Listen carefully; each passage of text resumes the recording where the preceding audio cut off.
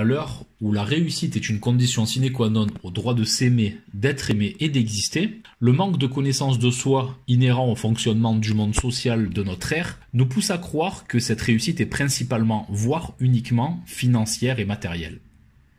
Cependant, j'ai constaté que les personnes ayant réussi financièrement et matériellement peuvent aussi connaître l'échec dans les domaines de la santé, du couple, des enfants, des relations familiales, des amis et des relations sociales, du lieu de vie et de l'environnement, de l'évolution spirituelle, du développement personnel, du loisir ou du ressourcement, ou encore de la carrière professionnelle.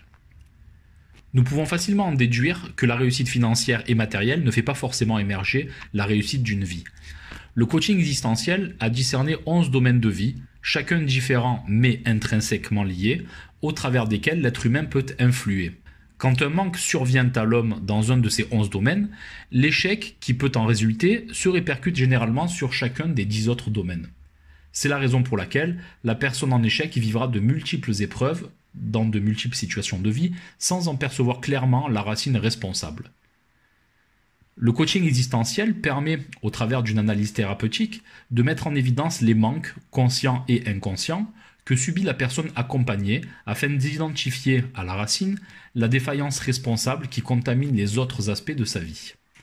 Une fois cette défaillance réparée, les manques qu'elle engendrait n'engloutiront plus la vitalité générée par les réalisations réussites de la personne. Bien au contraire, cette réparation générera elle aussi une nouvelle source de vitalité qui viendra renforcer et grandir l'énergie de vie de la personne accompagnée. D'après le coaching existentiel, la notion de réussite n'est pas le fait de pouvoir consommer ses désirs vains, comme le fait remarquer Épicure dans sa classification des désirs, la soif de posséder, la soif du pouvoir et la soif des honneurs s'opposent à la nature. Ces trois désirs n'ont pas de sens, engendrent les maladies de l'âme, telles que décrites par Kant,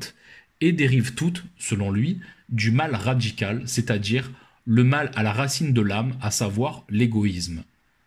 Ces trois types de désirs visent tous un objet qui ne peut jamais être atteint, car pour ceux qui sont possédés par de telles inclinations, il n'y a jamais assez de biens matériels, de pouvoir ou d'honneur. Pour le coaching existentiel, la réalisation de soi passe par l'harmonie qui doit résider entre les 11 domaines de vie qui sont la santé, le couple, les enfants, les relations familiales, les amis et les relations sociales, le lieu de vie et l'environnement, l'évolution spirituelle, le développement personnel, le loisir ou ressourcement, l'argent, la carrière professionnelle.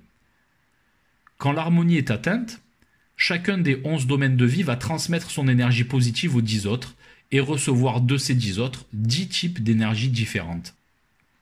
Lorsque les 11 énergies qui circulent en nous sont positives et équilibrées,